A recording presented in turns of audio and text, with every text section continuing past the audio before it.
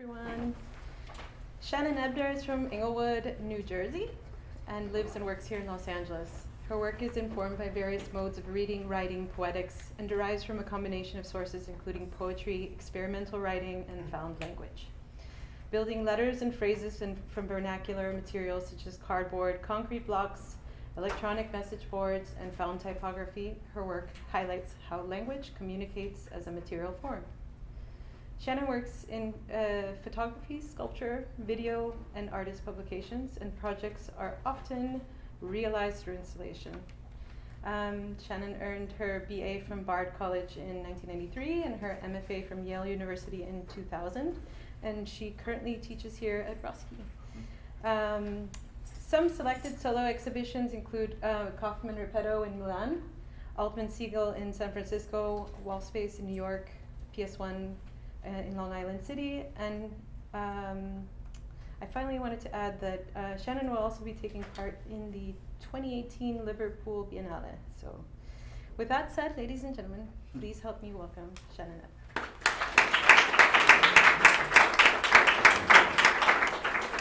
All right. You could probably hit the lights. Sure. Thanks for that. Thanks for coming out. It's great to see everyone. Well, let's see. I'm just going to jump in here and let the work kind of lead the way. I was going to start with work from 2011 and go up into a project that I just showed last summer in New York called Stray, that first slide. But then I sort of realized that it might be good to just pepper this with some older work. I'm not sure how familiar people are with my work, and I hope that it will also be a kind of nice through line for when we get to this most recent project. So this, and in order to do that, I was just going through like tons of material today. And I've actually been working on this for weeks, but it's amazing what you can do in an afternoon. So I found this, which is actually, so yeah, I was born and raised in New Jersey. I grew up in a town called Hillsdale, and I'm going to be very nervous until I'm not. It's just going to go away at some point. But so I grew up in Hillsdale, which is about 30 miles outside New York City, and you know, that was really, as you can imagine, just something I could always plug into growing up. And fortunately, I had parents that were not sort of afraid of the city, which was always surprising to me. But even though it was only 30 miles outside New York in the suburb, there was still a lot of misconceptions about New York, maybe because in the 70s and 80s it was, you know, it was pretty impoverished and wild there. But anyways, but I stayed in that area. You know, after I got out of undergraduate, I moved to New York City. I lived there for about 6 to 8 years, and I got very involved in a lot of projects with peers, and that's always kind of, you know, my advice to my students is to really just get involved with your peers. And really start things with your peers. And so I kind of, you know, found myself involved in a lot of things that I think will kind of like, they'll find their way into this conversation because, you know, relics of them are still sort of like, still evident in the work. But so I was in New York, I went to grad school, and right after grad school, I moved out here. And ended up in City Terrace, which is what this is a photograph of, and exactly from where I lived. It was like this kind of very small house that was set up on a hill. And, you know, City Terrace was kind of really, it was very important to how my work started to kind of, well, you know, obviously you are completely, you know, the landscape out here was so radically different from anything that I had experienced. But so anyways, I have these first two kind of like icebreaker images. Getting my nerves out here. But so this was something that I had made while I was working at a photo lab that no longer exists. But and they were making drum scans. I mean, this is year 2000, and so it was kind of this like, revelation to be like, oh, okay, you guys in the scan department, like, if I make a scan of this piece of folded paper and then put this ski skate behind it, what will happen? Now it's like 2017 and it's like we're all doing this, but and obviously like this looks like it would have been some kind of silkscreen print before that technology just started to actually like enter into our ways of working and thinking. But this is all kind of leading into this Dead Democracy Letters project, which was a project from 2002 to 2006, and this is also City Terrace. This is just up the street from where I was living, and this project basically, I had been working very differently up until 9/11, and as soon as 9/11 happened, I think, it was this huge moment of sort of really being reflective and reevaluating, everything. And so these sort of like Leica images I'd been making of these sorts of like, observations of light, I was like, okay, that is just not important to me anymore. And so this was just this test that I sort of became very attached to. And I call this Distressed Holy, which is very much what it looks like, it's a Polaroid. And it led into this body of work that's much more kind of, engaging the landscape. This one's called USA, Landscape Incarceration. But, this is from in El Sereno, and this is called Mlk Double Horizon. And it's how old Martin Luther King would have been in the year 2003. He would have been 74. And so, I kind of included that photograph of City Terrace, because from City Terrace, when you're going to any other part of the city, you see all the bald hills, and there's maybe like 5 of them. And you can't see El Sereno, it's not this hill in particular, but the folding up, that's one. And there was this quality to living in Los Angeles then, and I still think now, although real estate is really like completely, changing the city rapidly and aggressively, and a lot of the sort of lawlessness that was very inspiring to me when I moved here is getting sort of literally paved over. But finding these hills, seeing these hills, and actually going to find them, and having that vantage point, in the city to kind of see that type of expansiveness was really interesting to me. So that idea of like the folded page, the landscape as a kind of text to enact something upon. And so I'm going really fast through all this. I want to say, and I'm not going to get into all the different ideas and all the ways that this work was informed. This is a translation from the Quran. This is just the name of a chapter in the Quran. Raw War forms a Star of David in the reflection. It's was photographed in the La Brea tar pits on LACMA's campus. This is called On the Way to Paradise, and I have some close-ups. So the other thing that you kind of see happening here, just want to mention that this is Walid Beshti running on the 405 freeway. And we were working together at UCLA, and I remember all of these, but just like, oh yeah, let's walk over to the highway, or let's walk near the highway, and then like, no, let's walk on the highway. What if I run on, just like stuff that sort of like the more time that passes, the more you're like, I can't believe we did that, And then this is Aradna Seth, who doesn't live here anymore. There's also this kind of funny thing that, again, when you sort of like do one of these talks that becomes more of this overview, and you see this, like, for me, just knowing, how the work continues to develop, there are all of these kind of design elements that I wasn't necessarily even aware of at the time when I was making this, like literally designing these t-shirts and having them screen printed probably blocks from here, and removing this kind of horizon line from the center of the t-shirts that said self-ignite.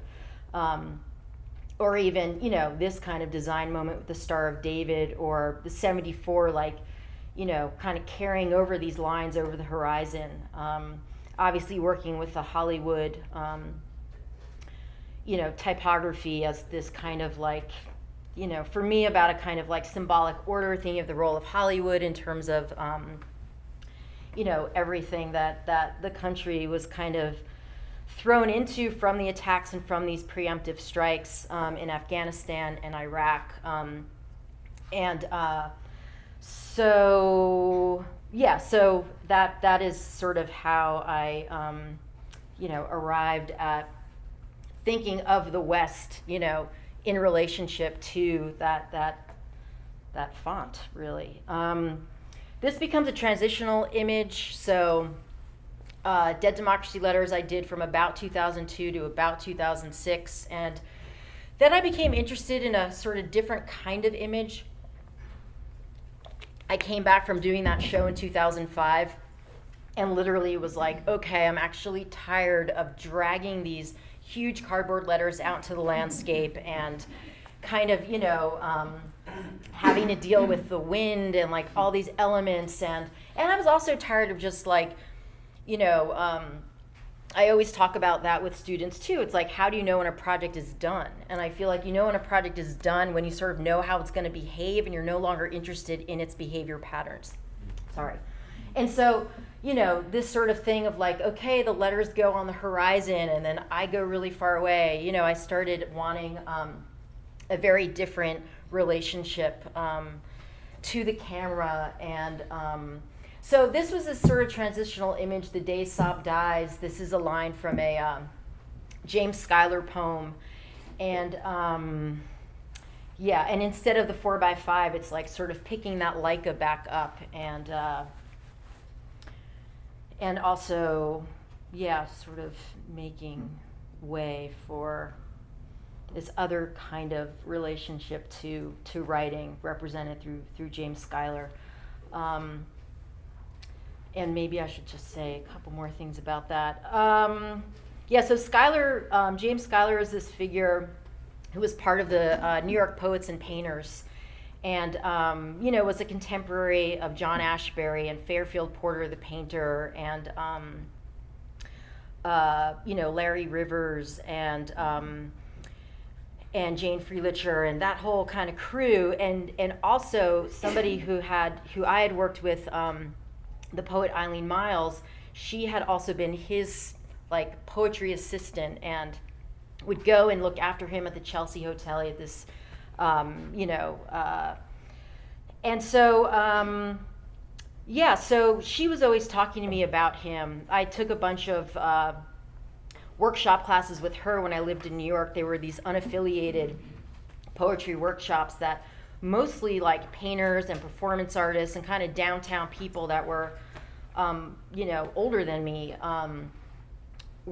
took part in. They were in artist studios and, either like in downtown Manhattan or out in Brooklyn or Chelsea. It was kind of pretty interesting group of people.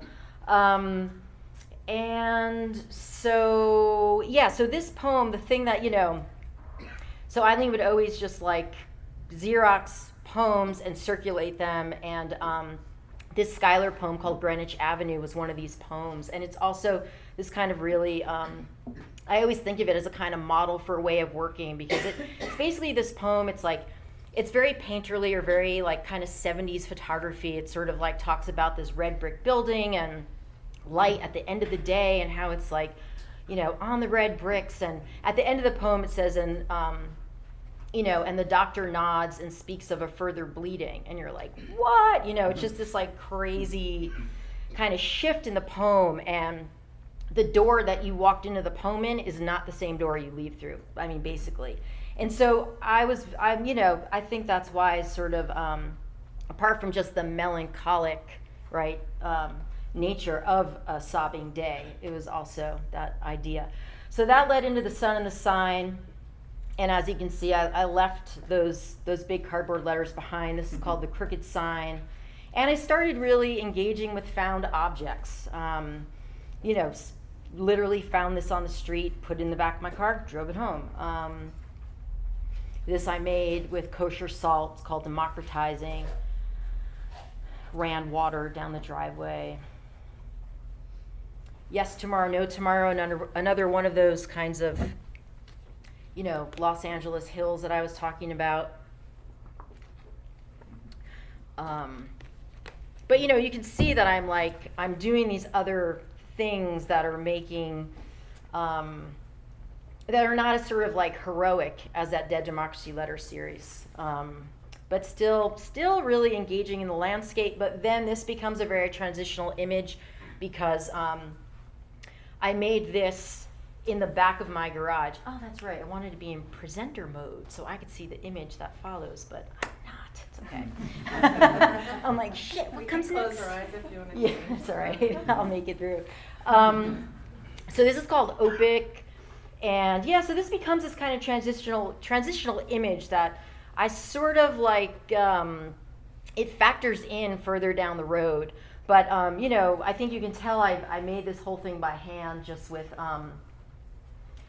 acetate, that clear plastic. And then, so this is kind of this like wild image because I actually shot it in, what is it again? There's some kind of like funny trick that happens here where it's like not what you think it is. I can't remember. But I think, for me, what becomes important is that the landscape ends up on the surface of the image. And that sort of becomes something else that happens, like around 2013. All right, and this is also this image that is sort of important in terms of, like what's coming next. I can just do that. So all of the letters from the Dead Democracy Letter series end up in this box, which end up in my studio because I'm done with the Dead Democracy Letters project, and I'm just in this one-car garage at this point that I made into a studio. And I put all the cardboard letters in there. I paint this, spray paint this, the name of a Versailles series of photographs where he basically made images of found objects that were just like detritus. And it's in my studio, and I have a visit at some point, and somebody, starts talking to me about this box, and it's sort of like infinite potential, that it has the whole alphabet in it, and I become very interested in the kind of modularity in this box and its potential. And that idea starts to like work its way into the direction that my work starts to take from here. So I haven't ever gone back into the box. But, it's funny because there is always this kind of lingering thought like that I could, if I wanted to, that I have this sort of like alphabet on command, or I have this sort of like, brain computer thing. And, I don't have all the vowels I need or all the consonants and all the combinations, but, there's a bunch. So that leads into this piece, Strike, this is the garage in Highland Park. I don't live there anymore. Now I live down the street. And somebody once told me that they thought that physical language workshop looks almost like a little Peanuts cartoon, that it almost looks sort of not real. But, so yeah, there's kind of a bunch of things to say about this. So Physical Language Workshop is playing off Visible Language Workshop, which is basically a direct reference to Muriel Cooper, who was a graphic designer that was the first tenured professor at MIT and founded the Visible Language Workshop. And this was in I think the late 60s, early 70s. Somebody that I ended up, really collaborating with and I don't really get into any of that here, sort of like the publication aspect of my work, but I had worked with these design partners, Dexter Sinister, who are David Reinfurt and Stuart Bailey. And David Reinfurt was a research fellow at MIT, sometime in the mid-2000s, and he went there specifically to research Cooper's work. And everybody knows Muriel Cooper because the famous colophon MIT Press, right, which are kind of like these stacked books, these bars that also sort of look like Black Flag. That was Muriel's invention. Or Learning from Las Vegas, especially the first edition, which we do have a copy of in the library. You have to request it. It is a remarkable book. We all work with the paperback edition. There's a lot of interesting sort of like controversy between like the first edition and what we know as like the mass-produced edition. But Muriel also published the Bauhaus book. And in fact, MIT with David Reinfurt and someone else just published a beautiful book of Muriel Cooper that takes the exact same format as Bauhaus. And it's massive, which I don't know how I feel about that. It's a nice tribute to the Bauhaus book that it's exactly the same format, but I want a PDF of that book. Circulate that book. So first there was a visible language workshop that Muriel ran, and then she died pretty prematurely. She was also very involved in early software interface technology and was kind of all around MIT and that whole thing when like cybernetics and information theory was really coming into development. And so her visible language workshop then became the physical language workshop, and then I ended up doing a show in 2009 that I'm not going to show called the Invisible Language Workshop. And I continue to really be super enthralled with Cooper's work. But so this was the garage where I ended up back to that image of the sculpture involontaire with the box with all the cardboard letters and that idea of sort of the potential of that box and the modularity of the alphabet. And still, of course, we're still we're still not out of these various engagements in the Mideast. But cinder blocks, was really like still for me echoing this sort of like the effects of 9/11 and just thinking about these sorts of like towers and buildings and this whole neighborhood just like, just being like reduced to dust. And so absolutely, I was informed by the built environment here, which is so much about cinder blocks, way more than the East Coast. But, I was also just thinking a lot about that and how it's a universal language, how cinder blocks, you'll find it pretty much in any part of the world. Even if you don't find it manufactured, there's usually some type of material form that's even handmade, where you can, So I, designed this system of these steel pegs. Do I have? Oh yeah, I left out this image where I show you the like steel bands and then put this stuff over it. And when after it was photographed, this is sort of what it became. Like obviously photoshopped out those lines and all that good stuff. Oh, never mind. There's something else.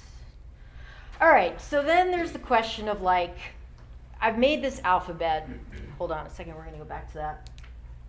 And what do I do with it? And the funny thing also about this work is that it looks like I'm sort of performing this like really like well-behaved, like neo-conceptualist sort of thing, because it's like I've got the cinder blocks and so I've got solutes like on my back and, and yet, strangely enough, even though I had this sort of material form, I didn't yet have the writing itself. And it's sort of, it wasn't anything I got like too hung up on. It didn't take too long for the writing to follow. But I ended up basically making this poem. And when I say making, as opposed to writing, it's just this poem is comprised of found palindromes. A palindrome is like Anna, right? It's like you can read it backwards and forwards. And I collected a ton of these and then edited them into this poem, and kept sort of breaking the cadence through the use of the strike symbol, and broke it other times too, where I literally break the palindrome. I'll give it away by saying that a war is not won. So like the first palindrome is no, it can as it is a war, raw as it is an action. So I kind of write this whole thing, I'm trying to give you guys time to get through it. Has everybody read it? And then ended up, that's what this strike becomes, which was just a piece of cardboard that, kind of pushed through those pegs. There, that's what I was looking for before. So, I make this whole alphabet and then, end up making this piece. And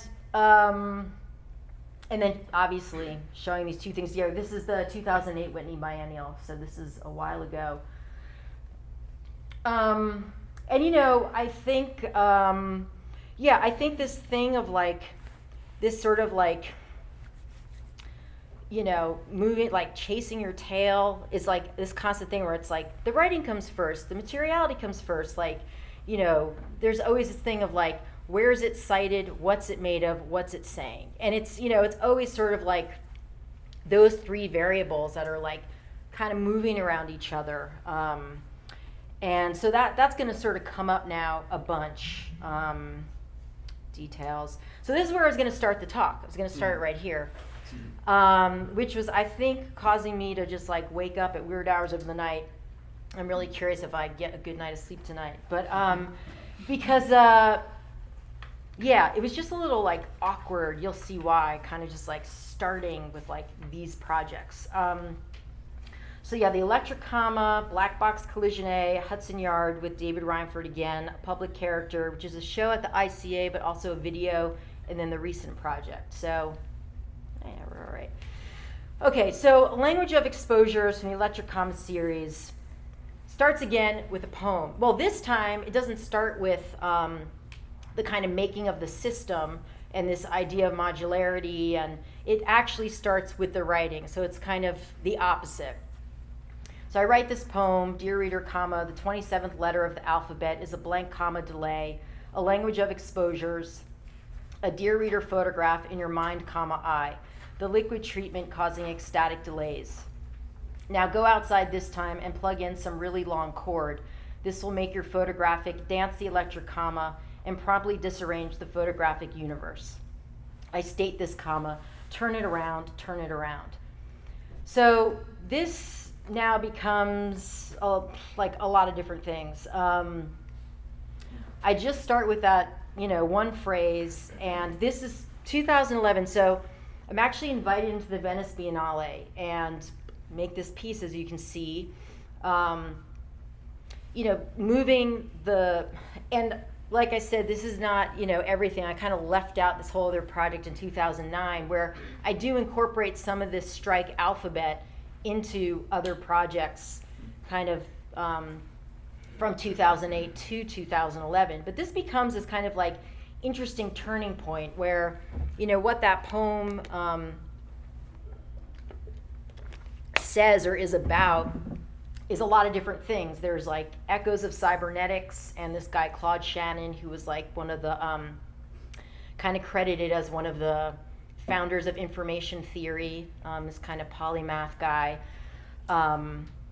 It has echoes of Willem Flusser, the Czech writer who wrote the very slim volume but super relevant, important book Towards a Philosophy of Photography that came out in '83. So it has echoes of that, talking about the photographic universe. And for me, it becomes a sort of set of directives, and it's very clearly for me the sort of like going from the analog 4x5 or the Leica or whatever into the kind of like plug-in moment of, working with like a DSLR, digital camera.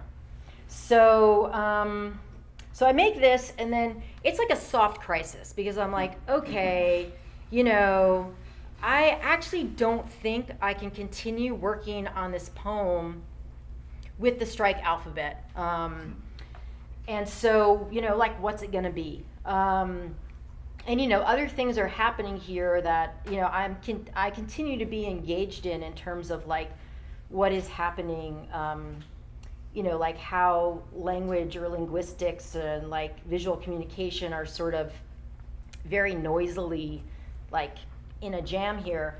But yeah, maybe I'll come back to that. I basically, after 2 years, I'm like, oh my God, the electric comma actually needs to be finished by using the portable changeable message sign, you know, by, you know, the highway message boards. And, you know, that's when, like, living in Los Angeles is amazing because, of course, there's someone out there who's like, I collect decommissioned portable messable and I live in the valley, and it's only $125 for you to rent one, and I'll drive it to your house. I'm like, great. And you're actually being nice to me, even though I want you to do really weird things with this object. Even better. So this guy does bring the message board to my driveway, and he programs it, took 10 screens to basically program this poem. And it, you know, starts to malfunction, which is this. So a lot of things happen here. Yeah, I kind of want to maybe, like, speed it up to get into the other stuff. But there's all these, and there's a video to show you as well. But this project ends up materializing in a few different ways. Through these photographs, which strangely I didn't include an installation shot, through a video that I'm going to play in a moment, and through the Venice piece and the poster, which is a collaboration with Rob Gampietro, formerly of Project Projects. And so we kind of work on this together because you'll see from the video, you know, so with the kind of, you know, rise of the electronic image, it becomes a different way that an image, you know, is transmitted to us, and that image is actually written. It's a sort of, it's not just zeros and ones, it's also, you know, it's a kind of, it is a written image. It's like the image is code and it's programmed, and all these ideas are kind of like the Flusser ideas around thinking about a networked image and images that circulate, and so I became very interested in kind of information as pattern, and, you know, let it get kind of funky in terms of, you know, these photographs.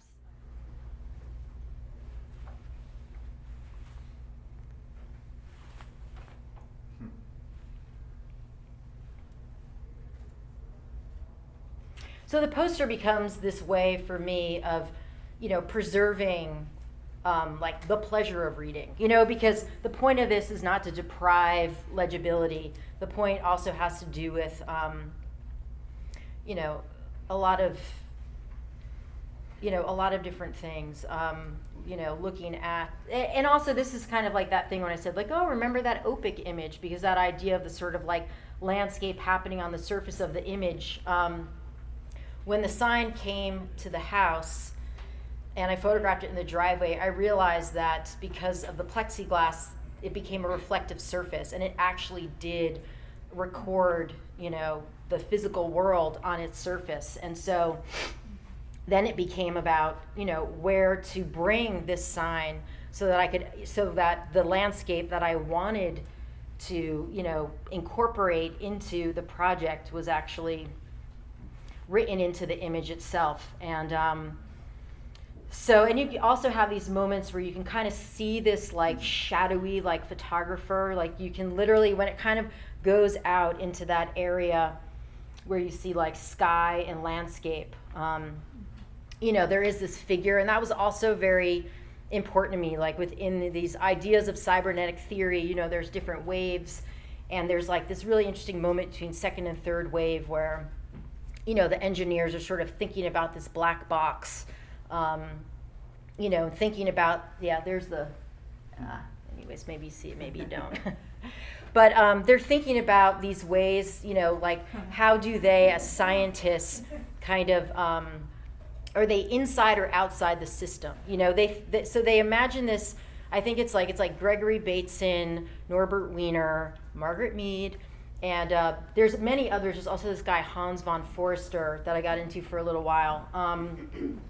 But within cybernetic information theory, it's this idea that we all very much take for granted now that there's, in order to transmit a message, you need a signal, and that signal needs to go through a channel. And when it's going through that channel, there's likely going to be noise. And so in order for the signal to get through the channel, you need redundancy in the message in order for it to get from the sender to the receiver. And so this black box and these they would have these what they called Macy conferences where they'd all gather. And so, at one point they were like, no, we're totally outside of the box because we're objective, we're scientists, we're not influencing the outcome of, this signal. And then they come back and they say, no, actually we're inside that black box as the makers and observers of the system. And so for me that became sort of really important to the way that the photographer gets recorded, and it's evidenced as the sort of maker of the system is in the system. So back out. So I'm into this whole black box cybernetic thing for a while, and I'm actually really trying to get out, and it takes me a while to get out. So I start this other project, and this is kind of becomes my way out. I start photographing the letter A, and this is the first time that I photograph it, or the first time that I show it, 2012, and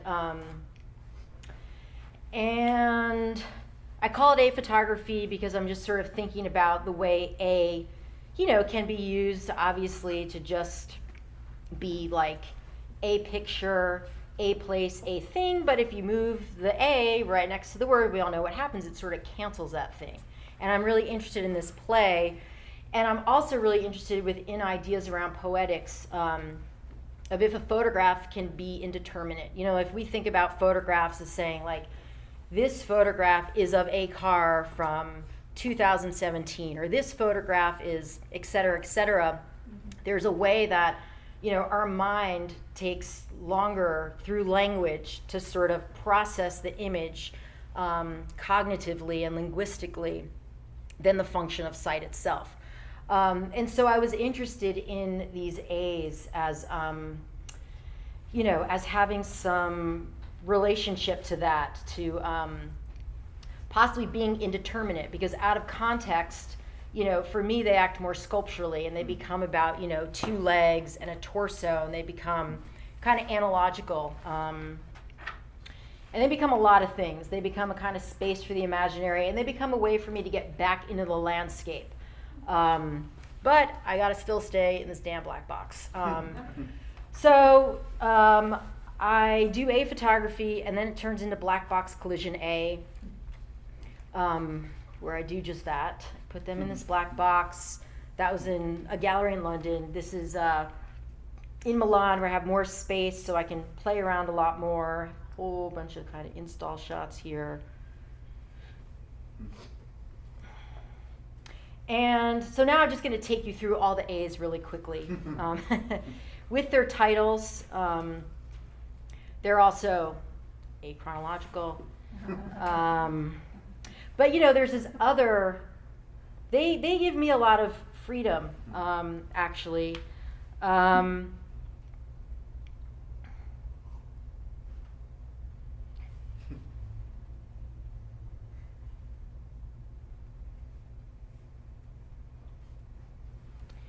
And there's also this poet, Louis Zukovsky, who wrote this 800-page book called A. He had a project called A, and he had a project called The. He was basically an objectivist poet, so he was contemporary of William Carlos Williams, and many others. But this book was brought to my attention actually by a former MFA student whose brother was reading A.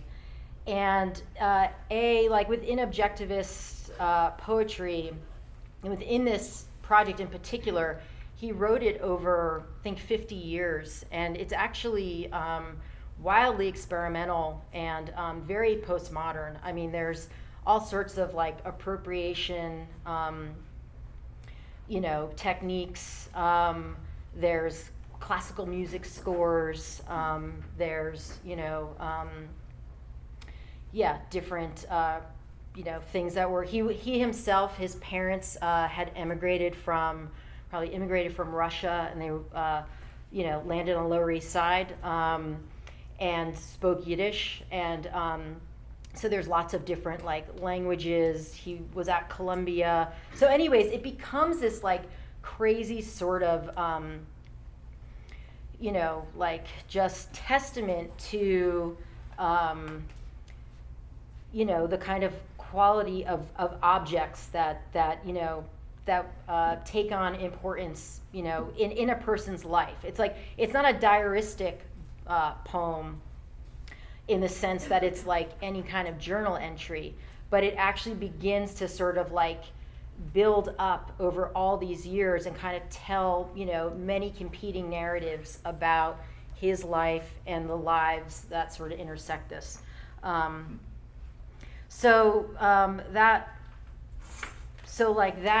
book in particular was also kind of framed a lot of the ways that I was thinking about this project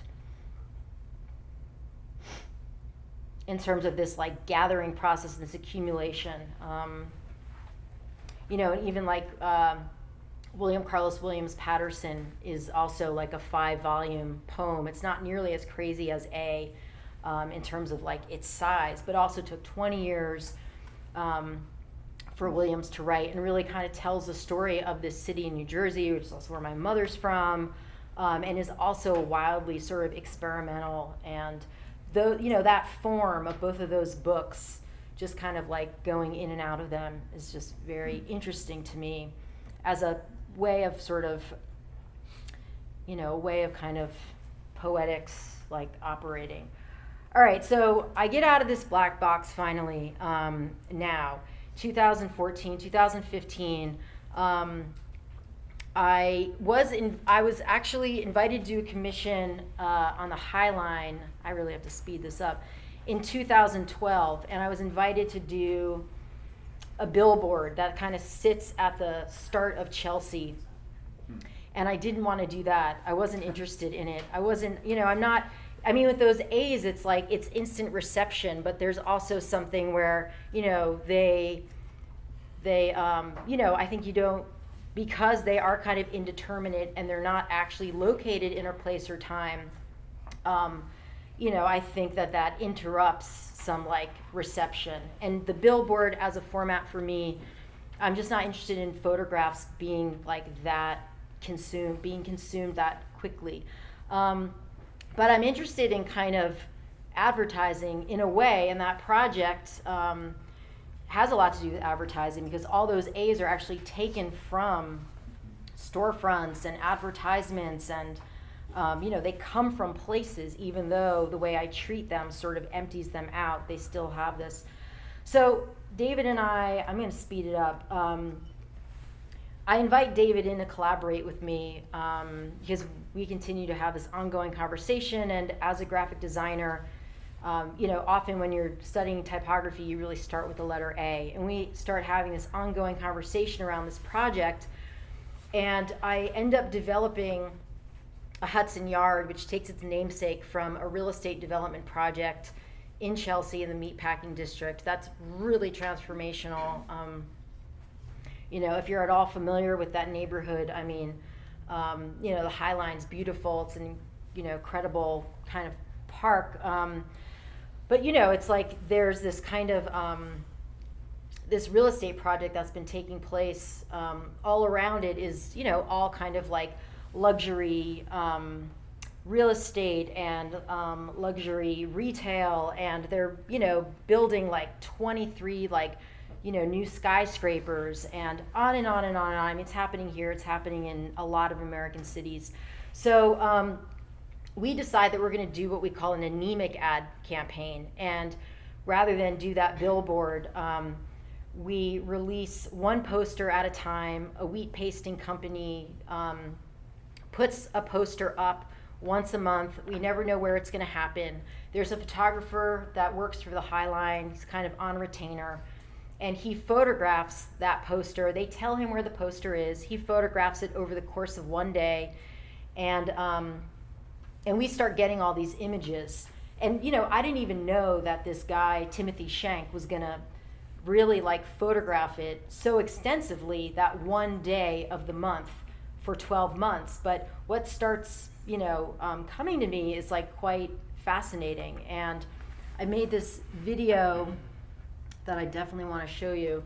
After doing a Hudson Yard with David, I still really wanted to address this kind of real estate and development crisis, and so I make this video with Timothy Shank's photographs.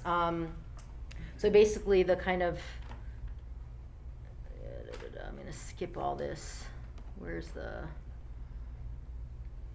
Anyways, I'm just going to play this for you, and at some point, so it's Alex Waterman made the score for this. Erica Vogt, my partner and artist, edited it.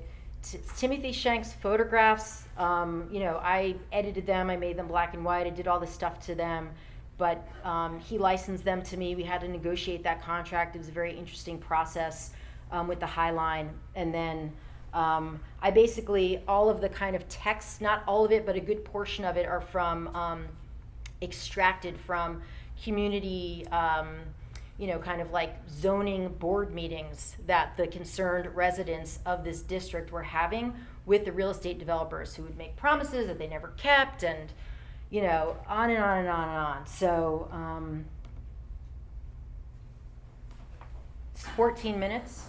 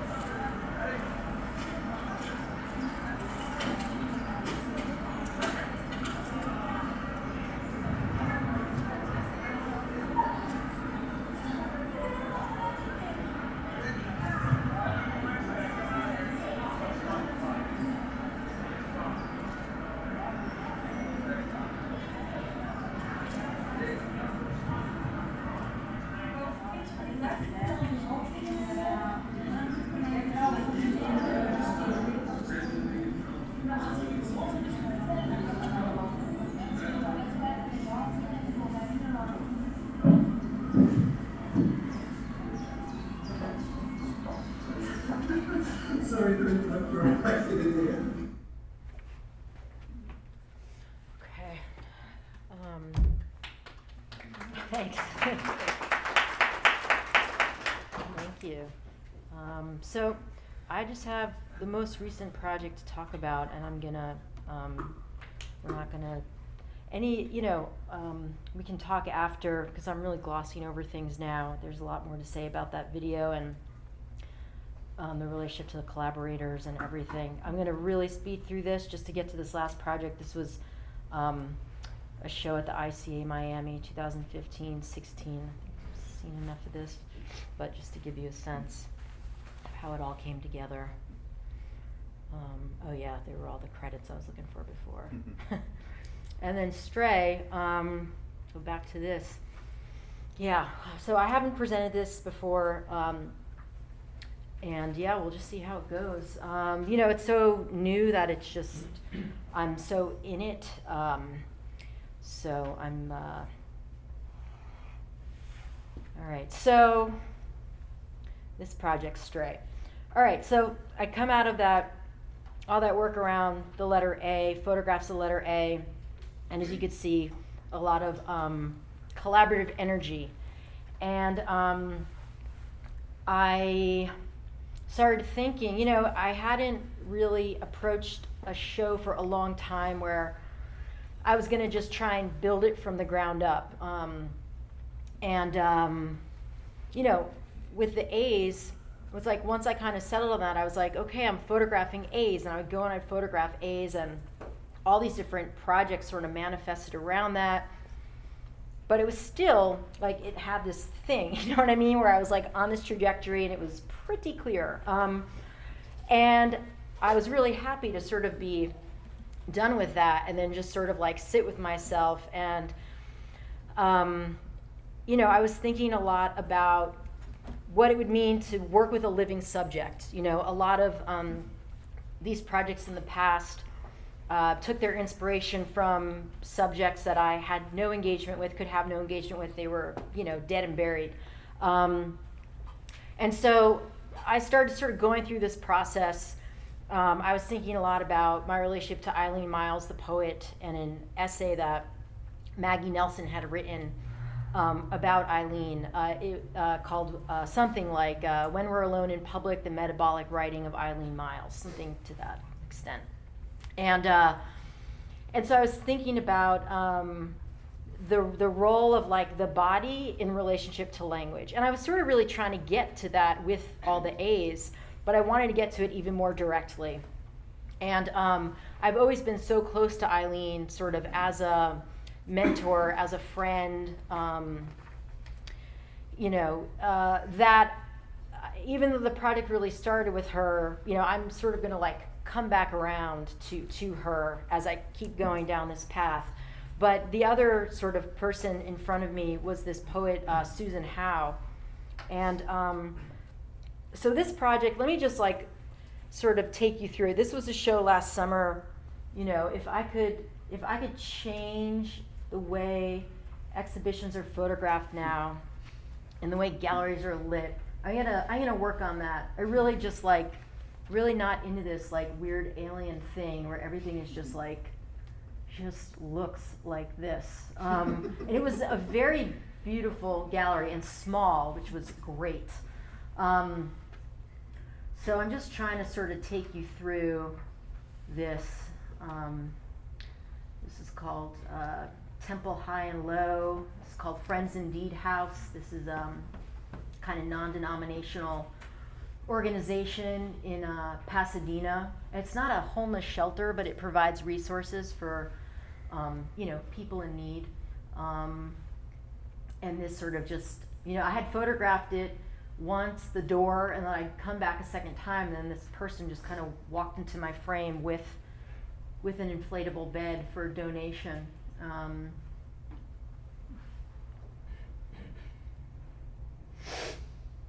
Downstairs, it's called Grace Walking and Talking. It's sort of like the first image in the show.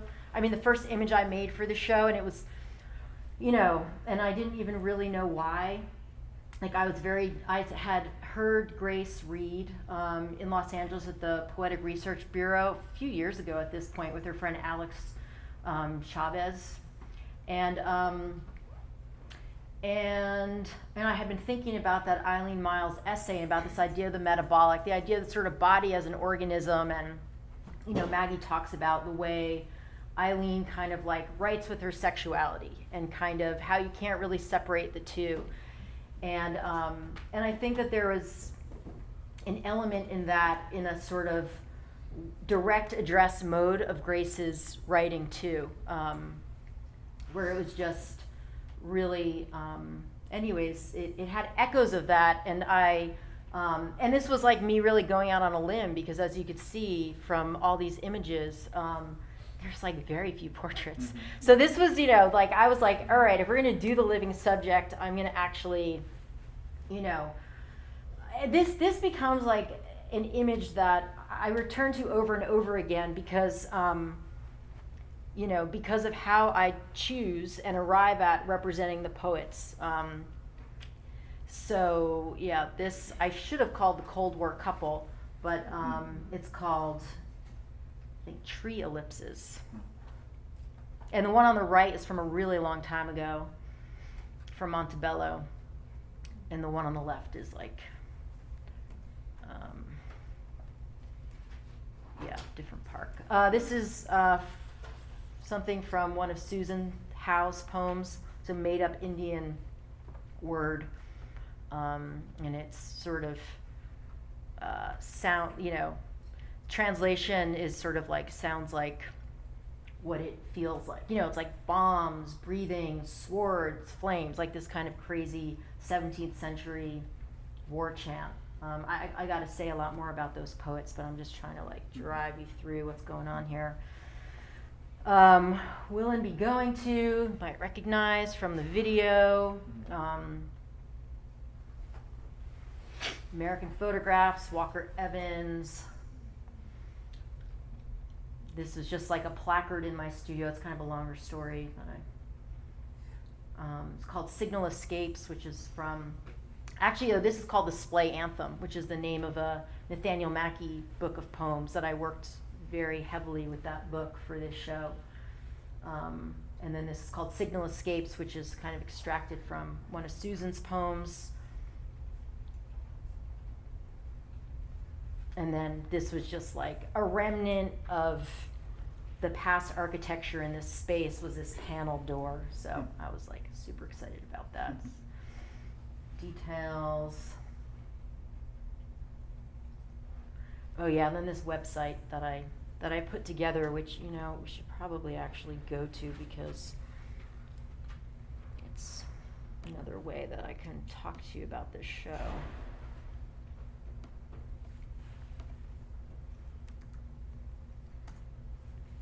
So I worked with Mark Owens on this, which he's a designer that I've worked with a lot. And I've never done this before, but I felt like there's, this is going to be really unsatisfying. Oh, wait, can't I like make it smaller? I'm making it bigger? Shit. Or maybe if I push that. Fuck, I didn't mean to do that. Anyways,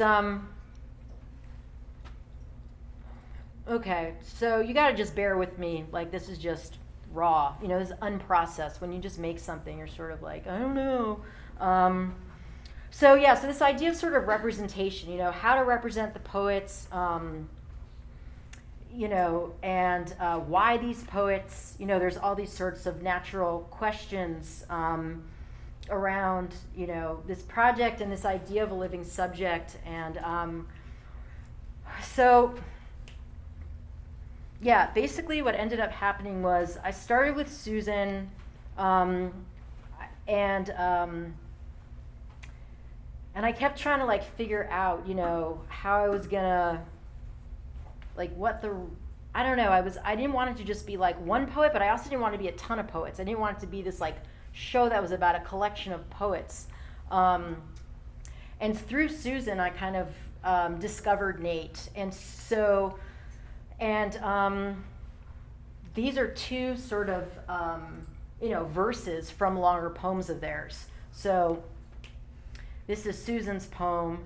No, wrong. This is Susan's poem.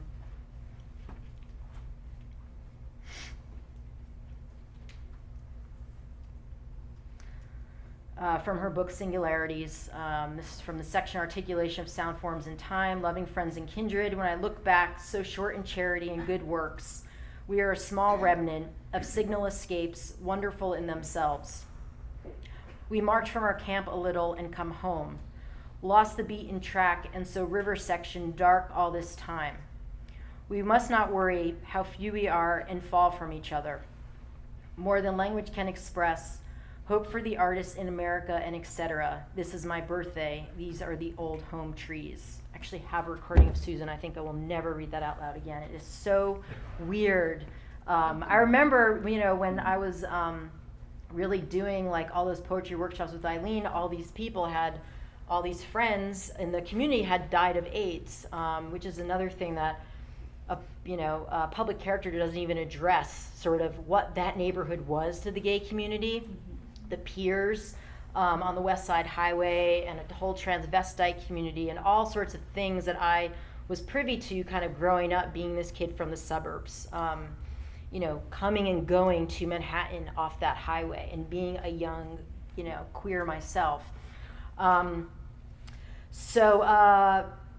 But I remember Eileen always talking about what it was like to go to the memorial of friends who had just died of AIDS and read their poems out loud, and what a strange, Susan's living and it's just really weird to read her poem out loud. I'm like, that didn't feel very good.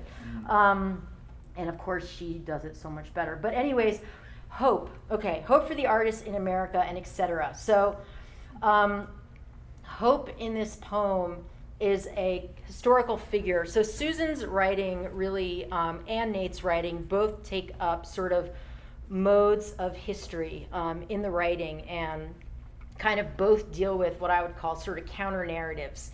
In a way, if I was to really just try and break it down in the most like digestible way, I would say that Susan is dealing pretty much exclusively with the colonial project, and Nate is dealing very heavily with the post-colonial project. And Susan, through her writing, really kind of goes back, through the archives, kind of refers to herself as a library cormorant. So this kind of bird of the library that's like floating around the library, pulling out these books from like the early colonial history of, people coming over from Europe and settling in New England. And her kind of burning question is like, how, where did the violence start? And, she also has her own kind of primal scene of her own father being kind of called to war, after like the bombing of Pearl Harbor. And, and she's also, I'm very interested in the form of both of their writing, because they both, Susan in particular, they both actually are real kind of scholars, and that scholarship enters into their writing. Especially with Susan, it's like it gets the scholarship and the writing, it's kind of all happening like in the same book. Like one of her most famous books is called My Emily Dickinson, where she really, goes back into the archive, looks very closely at the original manuscripts and all the fascicles, and it's this kind of like huge critique, essentially on the academic establishment, saying that the academic establishment has sort of like normalized, tamed the wilderness of, Dickinson's writing by taking all the erratic punctuation and just editing it out. And so she's always looking at the way women's voices in particular, captivity narratives. There's another one. What's it called? It has to do with conversion narratives. They're told really from women to men, and then it's the men that get published. And so she's always kind of talking about that it's really the winners of history. I mean, all these things we already know, right, that are... So Hope Atherton is this 17th century figure. It is a reverend, it is a male reverend with a woman's name. And so it's this figure, and she talks about it, and scholars talk about it as this kind of figure that's crossing. So it's this reverend that basically gets he goes out on like an Indian massacre with a bunch of colonialists, and he gets separated from them. And he is lost in the woods, and he goes to surrender himself to the Native Americans, and he's wearing like a black hat and a long coat, and they think he's like the white devil, and they're like, we won't even scalp you, like just go away. And so then he has to cross the Connecticut River, which is really treacherous, and he comes back to his colony, his congregation, and they're like, we don't believe you that the natives didn't take you and capture you and kill you, and you're lying. And so then they cast him out from there too, and he dies. And so Hope Atherton becomes kind of one figure, in this project, Stray. And then Nate's poem, which I couldn't even read you if I wanted to, because Nate's form of writing, I'll just show you very quickly, is much more this kind of like, what has come to be called jazz poetry. And he very much is like this kind of, jazz musicologist. And the kind of musicality is very important to both of their writing. But you can just see here as I scroll through that the way his verse is formatted, is playing around a lot with, also like, space on the page and movement, and, that there's, a kind of the poetic form of it. So then I ended up starting to make these recordings. I'm really like not so good on time, so let me just play a recording from each of them. Human, authoritative, human. They cumbered the ground, record, freak inside the heart, secret fact, a title given, the reviser. And that poem, I'll just show you really quickly, looks like that. Okay, so that's, and then Nate, this is, for the purposes of this site, I just grabbed a poem from each of them. This one's much longer. An excerpt from a poem called Lone Coast After Cruces. Some knew Atlantis, known as Lower Ninth, we took leave of next. Half the turtles back away. Whole bodies we saw floating, not only heads. Endless letting go, endless looking elsewhere, endless turning out to be otherwise. Woods all around where we came to next. We've been eating wind, we've been drinking wind, rumoring someone looked at God eye to eye. In what seemed a dream, but we saw wasn't, we saw dirt sliding. We were back and all the buildings were gone. What were cliffs to us, we wondered, blown dust of Bandiagara, what the eroding precipice we saw. Ground acorns ground our teeth now. All but all gums, we were where the alone lived, came to a clearing lit by light so bright we staggered. Nub it was we knew, we were still in. The mountain of the night, a mound of nothing. To Lolly's Burr, what balm there was. To Lolly's Burr, what balm, remote though it was, lifetimes behind us now. Voice laryngetic, lost and lost again, blown grip rubbed it away. Someone had said something came to mind. Someone had sung something, what its words were no one could say. Sang it bittersweet, more brusque than bitter. Songs clothened down and stripped. Choric strain, repeatedly slipped in tablature. Given endlessly again. No telling when, but intent on telling, no telling what. Wish we were home again. Refugees was a word we'd heard. Raw talk of soul, insistent, adamant. The non-song we sang or the song we non-sang. A word we heard was us. Wept in our sleep, again one with what would never again be there. Raw talk rummaged our book, the backs of our hands written on with cornmeal, the awaited ones reluctant again. The city of sad children's outskirts we were in, Woods notwithstanding, woods nonetheless, bright like the light we saw as we were jolted, raw talk spiraling away. We were there and somewhere else, no matter where we were, everywhere more than where we were. Where the alone lived, we donned abalone shell ornaments, light's clarity conceded, night yet to relent. Tulali smoldered on, semi-sang, semi-spoke, wrestled with his tongue, it seemed. We trudged in place, barely lifted our feet, backbeat hallowing every step we took, moved us, albeit we stayed put. We were where we were, somewhere else, no matter where.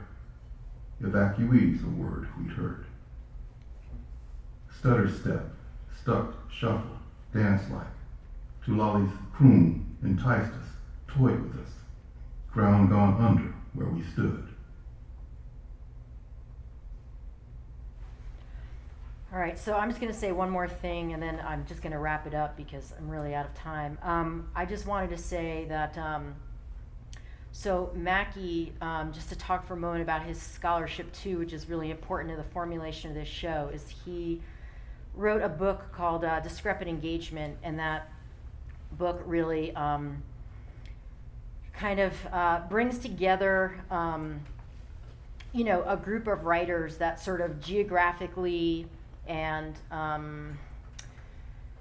also like within different, he basically has brought together groups of writers that wouldn't ordinarily, within the way things get canonized in academia, belong together. So, for example, an essay that would deal with the Black Mountain poets, from the Black Mountain College, kind of also talking about Bessie Smith's Black Mountain Blues, while also talking about Amiri Baraka. So, the Black Mountain poets were largely Anglo, Amiri Baraka absolutely, decidedly not.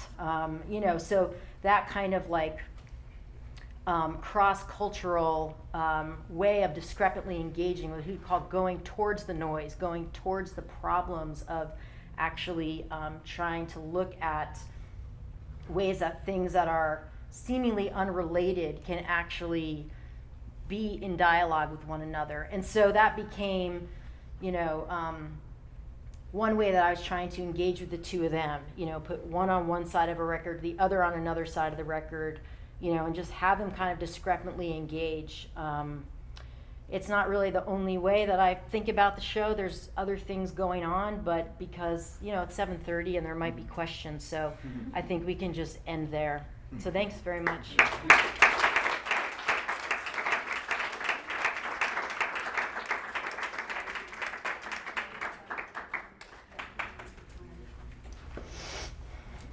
Thanks for staying so long. I really intended to wrap that up about 20 minutes ago. Yeah, that was great.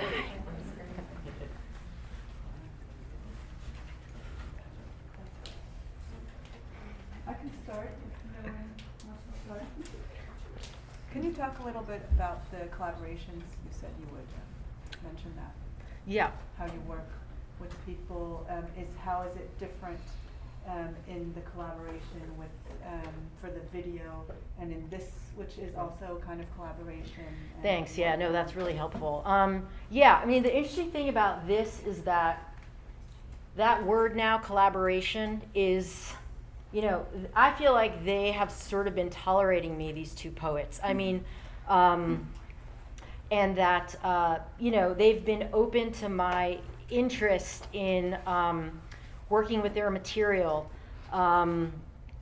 But, and I'm trying to, one thing that I'm very interested in this show, and it's is this idea of the sort of like, a lot of people write about this. Ray Anastas did a project with Leela Dare called Double Bind, where they talk about this idea of kind of decentering the subject, decentering subjectivity. This idea of sort of like the second position being the primary social position. So what does that mean? Basically means what happens for me in a show like this, if it is happening, is for someone else to decide. But, by inviting these other living subjects in, I am in some way attempting to sort of shift the register. It's still a show with my name on it. You know, I mean, I am going to go ahead and make a full poetry LP with full material of Susan and full material of Nate, and I'm going to try and release that on like a small poetry label, and hopefully like a different kind of more like artist publication press.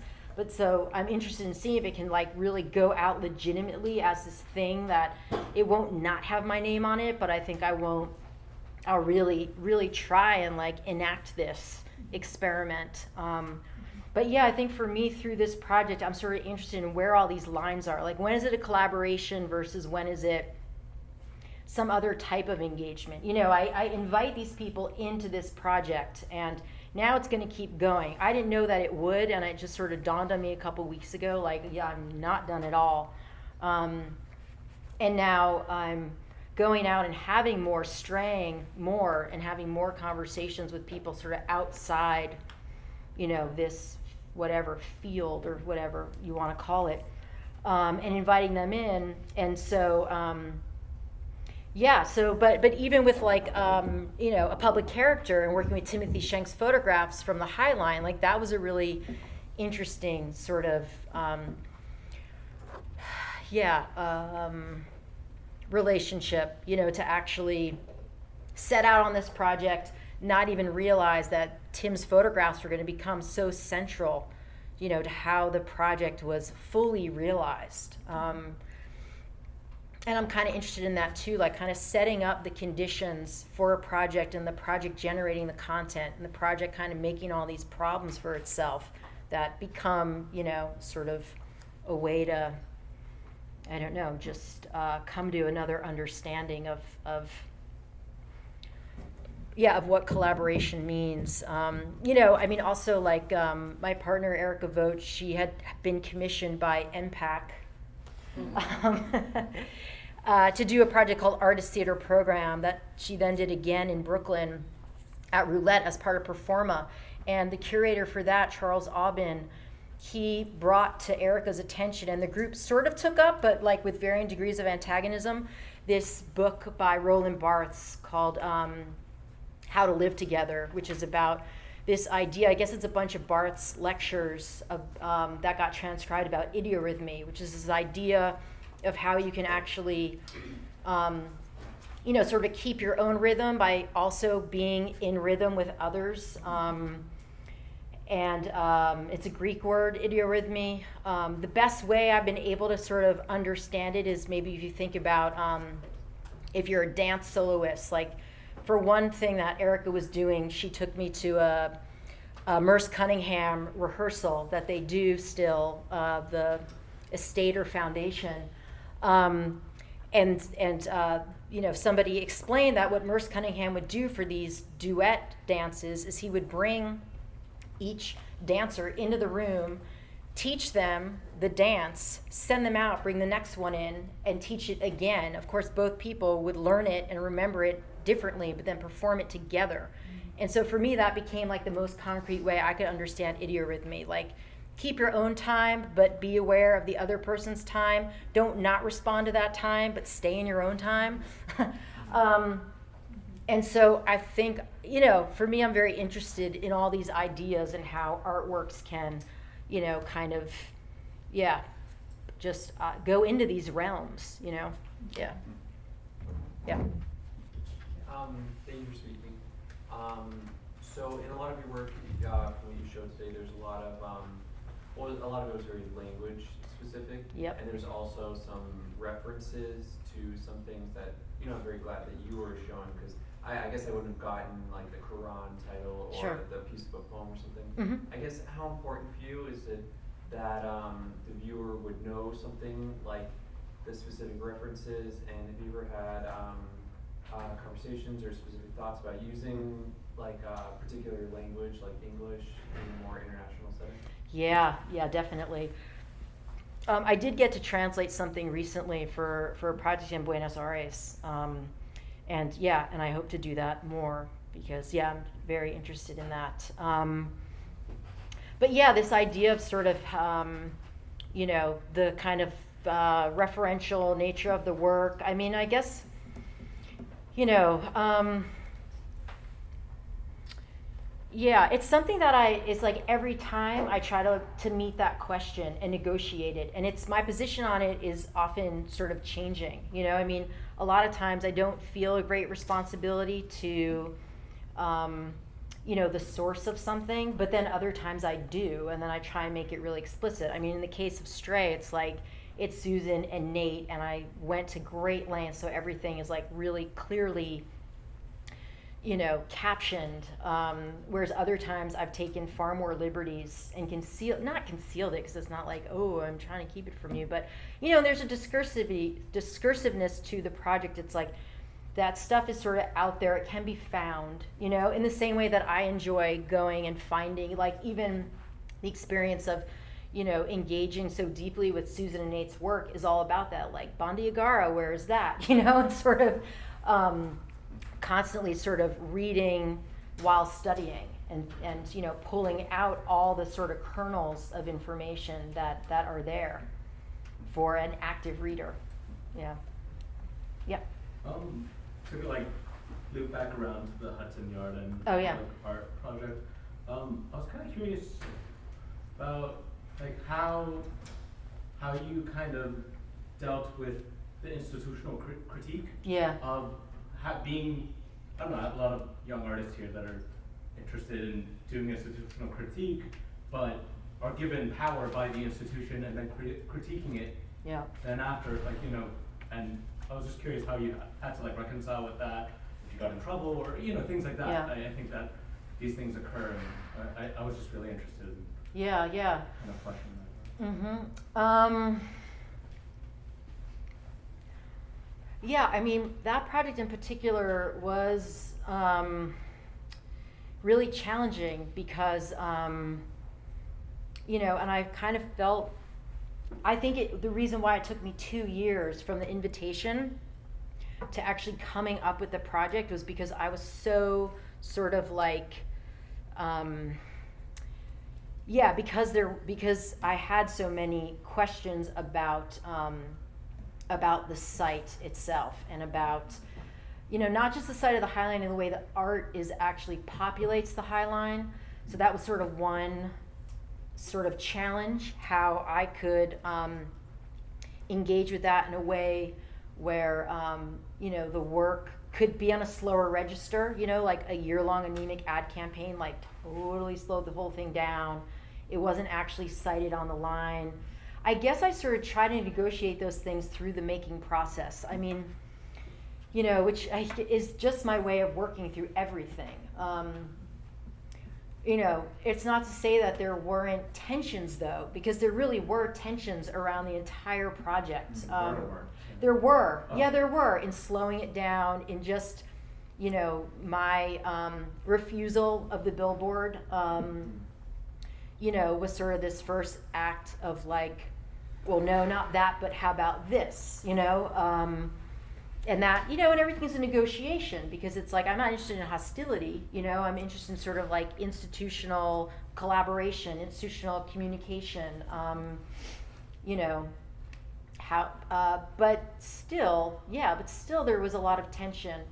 I think. Did you show the video on the High Line afterwards? No, in fact, I didn't even have it ready in time. So what ended up happening was that David and we published this little modest publication where we had a conversation about time, mostly about time and photography, and the letter A and all sorts of things. And we presented the 12 posters that had been rephotographed, and then Alex Waterman, we invited Alex to do a performance, and we had a little money left over, and they helped us with a little more money, and Alex did a really amazing score called Clouds and Crowds, all the vowel sounds from a Walt Whitman poem, Crossing Brooklyn Bridge or Ferry.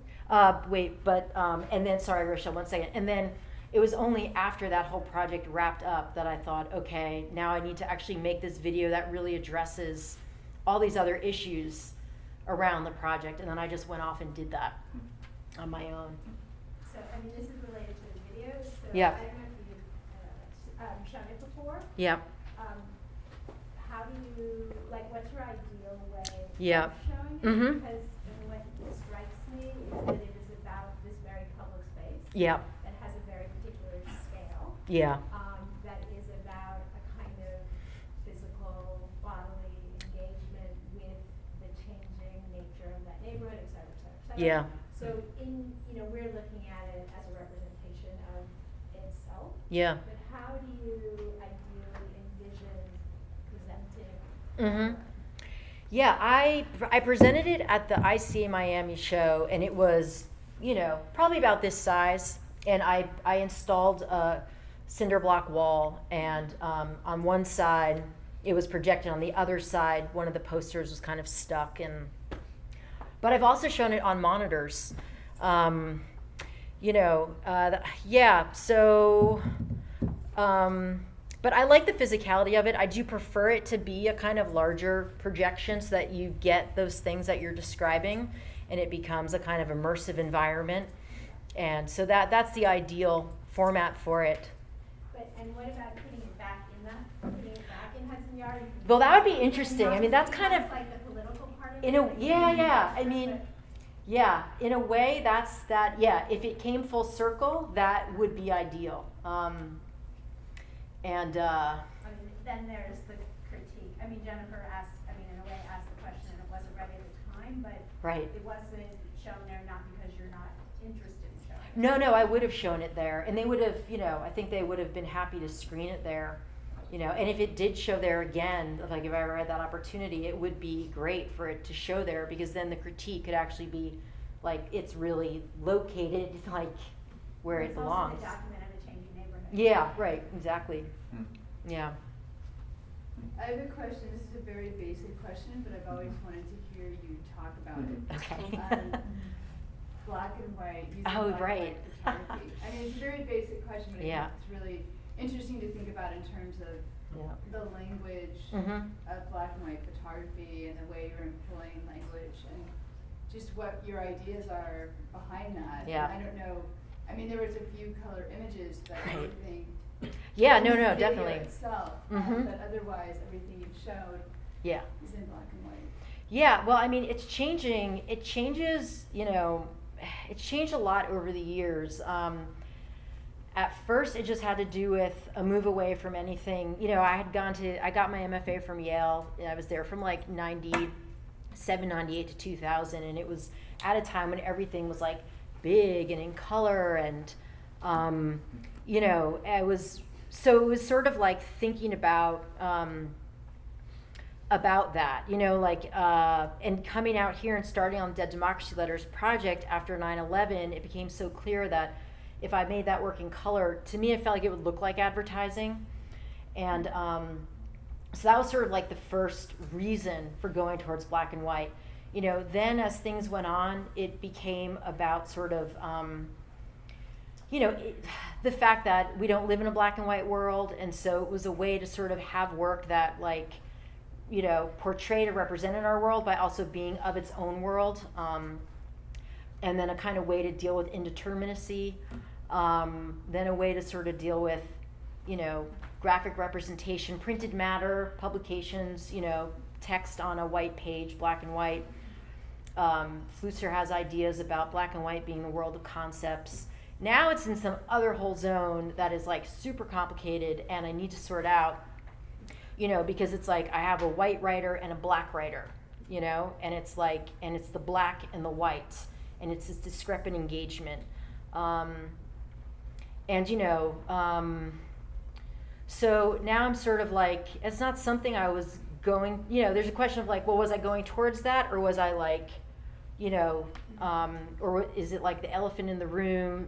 What does it mean to think about, it's something, we're all thinking about right now. And certainly this project is a way for me to think about these ideas, to think through these problems, of representation, and these sorts of like, racial politics that are playing out, in the country,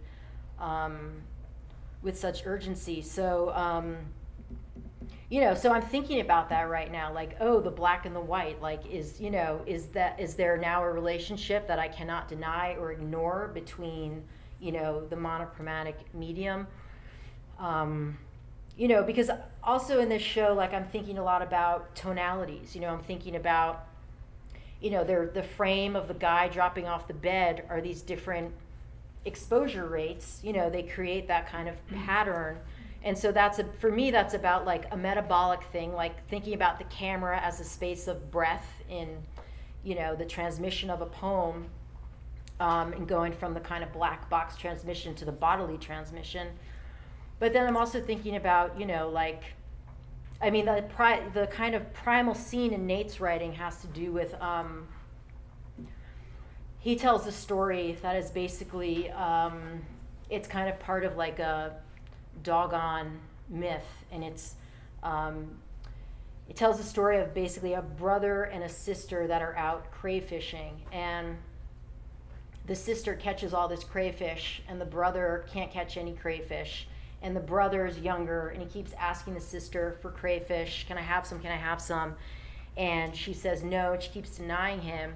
And I guess within it's actually the Kaluli, like within Kaluli tradition, like you're not supposed to deny a child anything, but she does. And so basically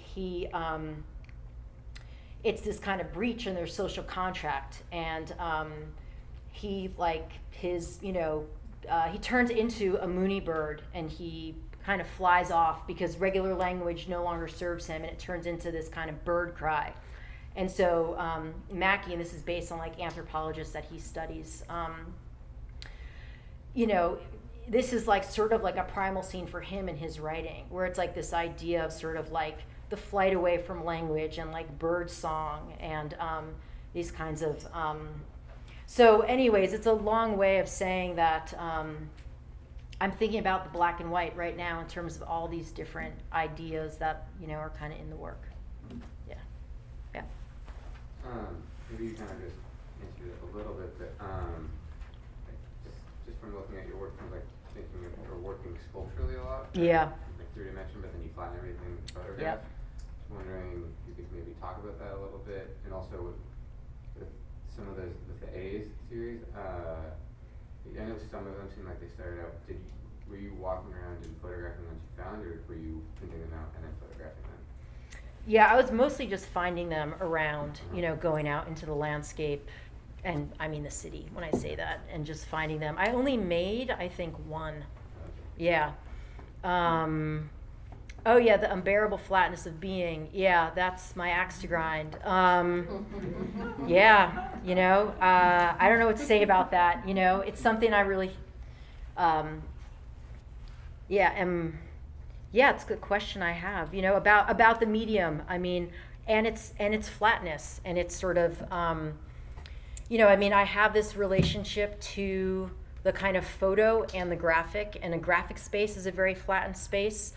But, I'm trying to really push the work back in a way where it's like not just always that flatness, especially in that Stray show. I was trying to like really actively like warm up the work, and really just engage, making photographs in a way where they were like placed back in, material culture in a totally like active way, hoping that would also like bring that dimensionality of the picture back in, even though the picture will always flatten. That's one of its biggest problems, and I think that's I think that's why photography has such a difficult time too. I mean, it's so problematic, and it's so rarely taken up, in like larger exhibitions and things like this, because I think the way it signifies and flattens at the same time, it's like a big mess. Yeah. Anybody else? Thanks you guys a lot. Thank you.